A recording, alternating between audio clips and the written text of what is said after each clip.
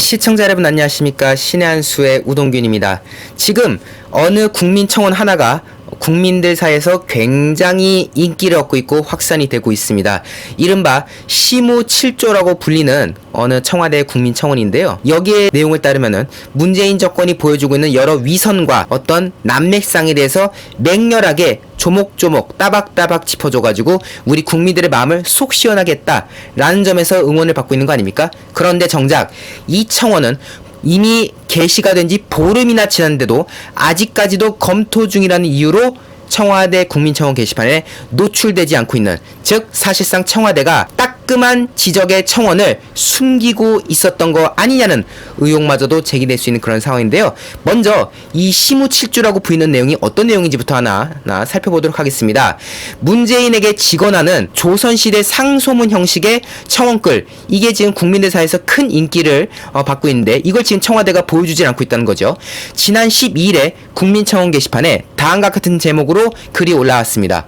진인 조은산이 시무7조를 주청하는 상소문을 올리니 삼가 굽어 살펴주시옵소서 라고 해서 마치 조선시대 때 선비가 임금에게 올리는 상소와 같은 그런 느낌으로 이제 제목을 달았고요.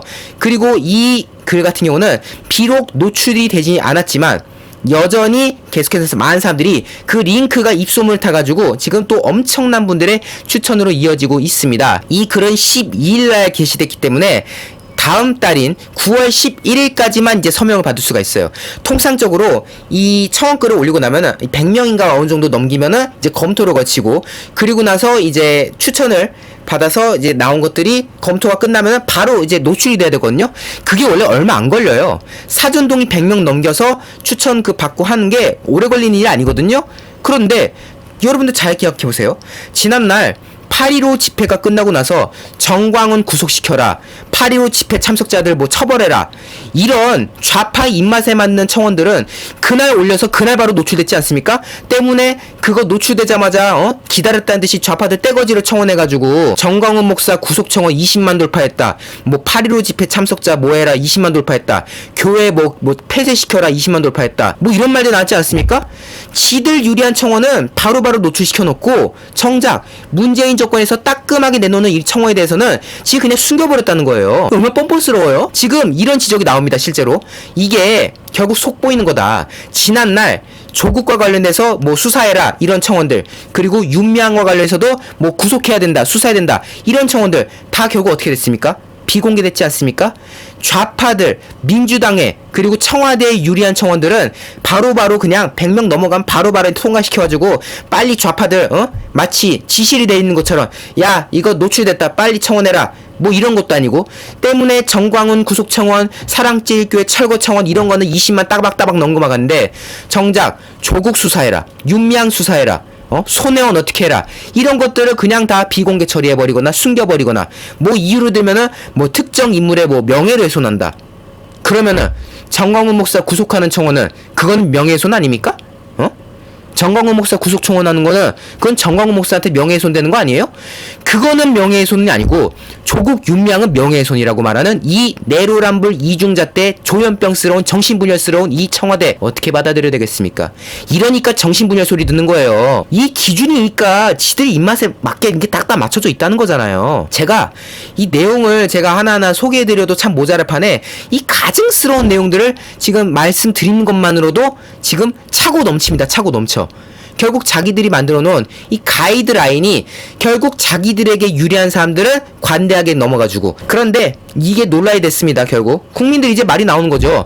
어떻게 통상적으로 늦어도 한 3일 내에 이 검토가 다 끝났는데 어떻게 이 청원은 보름이 지나도록 검토 중인 거냐, 이거 결국 검토한다 해놓고 그냥 노출 쭉 안 시켜가지고 숨기려고 했던 거 아니냐 라는 지적이 나올 수밖에 없고, 여기에 대해서 지금 청와대가 이제 발끈할 수밖에 없는 거 아니겠습니까? 일부에서 청와대가 의도적으로 숨겼다라는 지적에 대해서 청와대가 다음과 같이 말합니다. 관계자가 말하는 건데요. 명예훼손 성격의 청원이나 중복 청원 등이 많다는 지적이 제기돼 작년부터 이런 절차를 거치고 있다. 알고 있어요. 알고 있어. 근데 문제는 그 일반적으로 그 절차를 한 2, 3일 안에 다 끝내주는데 왜 얘는 보름인데도 안 해주냐 이 말이야. 보름이 되도록 절차를 밟고 있잖아. 청원 기간이 한 달인데 그 중에 보름을 벌써 검토한다 해놓고 계속 숨겨놓고 있잖아요. 그러면서 이번 청원 역시 공개 여부 검토 중이다. 응, 계속 검토 중이다. 과거 청원들도 마찬가지로 공개될 때까지 시간이 걸렸다. 거짓말하지 말라고. 세상에 어느 청원이 보름씩이나 걸렸어. 8.15 끝나고 나서 정광훈 목사 구속 청원, 사랑제일교회 철거 청원한테도 보름 걸렸어요? 보니까 시기적으로 보니까 한 이틀인가 만에 그 청원 띄워줬더만. 정광훈 구속 청원은 이틀 만에도 띄워주면서 왜 이거는 이따위로 가냐고. 뭘 과거와 마찬가지야. 잣대가 다르다니까요. 거친 표현들이 많이 남긴 민감한 글의 경우 검토가 더 걸릴 수 있으나 일부러 글을 숨겼다는 주장은 사실과 다르다. 제가 이 글 봤거든요. 어느 곳에도 거친 표현이 없어요. 오히려 풍자적 성격으로서 아주 유머러스하게 이 문재인 정권의 실정을 지금 비판하는 건데 어디 거친 표현이 있다고 무슨 시일이 걸린다는 거입니까?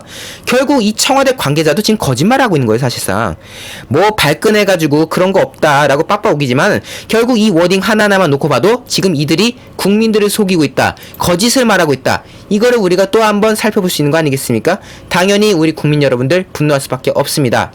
뭐 굳이 이 시무 7조에 있는 내용을 제가 간략하게 말하면 이런 내용들이 있어요. 특히 부동산 정책에 대해서 이 관료들의 이중잣대, 국민들에게는 뭐 부동산 때려잡겠다고 해놓고 지들은 그 누구보다도 강남을 사랑했던 이런 거에 대한 비판도 이어나가지 않습니까? 이렇게 말해요. 어느 대신은 집값이 11억 원이 오른 것도 허다하거늘 현 시세 11%가 올랐다는 미친 소리를 짓거리고 있다. 이거 김현미를 지적하는 거죠. 또 어느 대신은 수도 한양이 천박하니 세종으로 천도해야 한다는 회개한 말로 백성들의 기세에 찬물을 끼얹고 있다. 이거 누굽니까? 이해찬이죠. 본직이 법무부 장관인지 국토부 장관인지 아직도 감을 못 잡은 어느 대신 전월세 시세를 자기가 정하겠다며 여기저기 널뛰기를 하고 칼춤을 추며 미천한 백성들의 애간장을 태우고 있사온데 이거 추미애 말하는 거 아니겠습니까? 과연 이 나라를 일으켜 세우려는 자들은 일터에 나앉은 백성들이옵니까? 아니오면 궁궐과 의회에 모여 앉은 대신들이옵니까?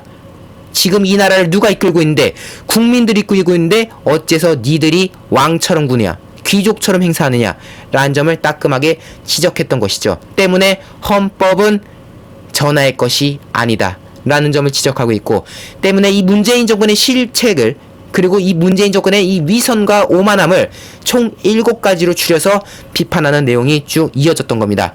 제가 청원 내용은 구체적으로 말씀드리지 않겠지만 여러분들 네이버에서요 시무 7조만 검색해도 이 내용들이 다 나옵니다. 하나하나가 너무나도 주옥같은 말씀들입니다. 제가 요약을 하기가 아까울 정도로 매우 귀중한 말씀들이 이어지고 있으니까요, 여러분들 각자 검색을 해보셔서 이 시무 7조에 담긴 의미들 함께 즐겨보셨으면 좋겠습니다.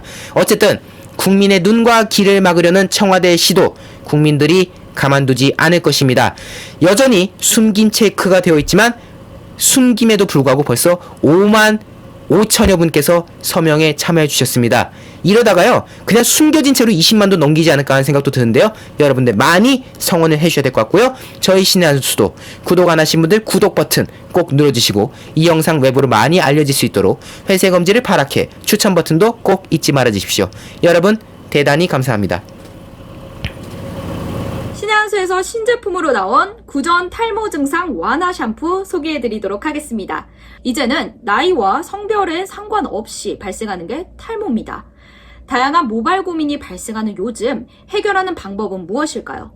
올바른 두피 케어가 답이지 않을까요? 두피가 건강해야 모발도 건강할 수 있다고 하는데요. 그래서 저희 신의 한 수에서 준비했습니다. 여러분들께 소개할 제품 구전 탈모 증상 완화 샴푸인데요. 평강의 오랜 노하우를 담은 샴푸입니다. 제가 벌써 이 샴푸를 사용한 지 한 달이 됐습니다. 제가 웬만한 탈모 샴푸는 다 사용을 해봤는데요, 두피와 모발 건강이 좋지 않으신 분들에게 추천드립니다. 저는 무엇보다 이 샴푸를 사용하고 나서 굉장히 좋았던 점은 두피가 간지럽지 않았습니다. 아침에 출근하고 나서 밤에 돌아오고 나면은 머리가 간지럽지 않아요. 주변에서 제 친구도 같이 사용하고 있고 저희 부모님도 사용하고 있고 이제 다른 주변에서 지인분들에게 추천도 드려봤지만 일단은 다들 공통점이 두피가 간지럽지 않아요. 저뿐만 아니라 저희 신의 한 수 모든 직원들이 사용하고 있지만 좋은 반응들이 나오고 있습니다. 제가 이렇게까지 칭찬하는 이유 바로 성분 때문입니다. 성분이 좋아야지만 이 샴푸를 칭찬하는 데에도 설득력이 있지 않겠습니까? 탈모하시면 어떤 성분이 먼저 기억나세요? 아마 많은 분들께서도 비오틴 하면 다 아실 거라는 생각이 드는데 모르시는 분들을 위해서 비오틴이 얼마나 중요한 역할을 하는지 알려드리도록 하겠습니다. 머리카락의 90%를 차지하는 게 케라틴 단백질입니다. 이러한 케라틴 단백질을 생성시켜주는 게 바로 비오틴입니다. 이렇게 좋은 성분 가득한 샴푸, 그런데 탈모 샴푸 쓰시면은 뻑뻑해서 사용하기 힘드시다고요. 탈모 샴푸 쓰면은 모발이 뭔가 약간 푸석푸석해지는 느낌이 들어요. 네, 그런 걱정의 마음을 아셨을까요? 샴푸뿐만 아니라 저희 구전 탈모 증상 완화 트리트먼트까지 준비했습니다. 트리트먼트와 샴푸를 같이 준비했는데요. 모발의 영양을 윤기를 책임지는 동백나무씨 오일과 동백꽃 추출물이 들어가 있습니다. 머릿결을 위해 널리 사랑받았던 게 바로 동백 오일이라고 하는데요. 이러한 성분이 모발감에 깊은 영양감을 더해준다고 합니다. 구전 탈모 증상 완화 샴푸는 식약처의 기능성 인증을 완료한 제품입니다. 믿고 구매하셔도 좋습니다. 그렇다면 가격 궁금하실 텐데요. 탈모 샴푸 비싸지 않나요? 저희 신의한수에서만 준비한 단독 특가입니다. 샴푸 2개에 트리트먼트 하나 더해서 69,900원에 단독 특가 진행합니다. 135,000원이 정가입니다. 하지만 거의 반값이 할인된 48% 할인된 가격 69,900원에 만나보실 수 있습니다. 저희 신의한수에서만 준비한 단독 특가라는 점, 이 단독 특가 놓치지 마시고요. 이러한 좋은 가격과 좋은 성분의 샴푸와 트리트먼트 여러분들께서 구매하셔도 좋으실 것 같습니다. 지금 바로 010-9976-4169로 주문 넣어주세요. 010-9976-4169입니다. 문자로 주문 넣어주시면 바로 결제 정보 옵니다. 지금 바로 주문 넣어주세요.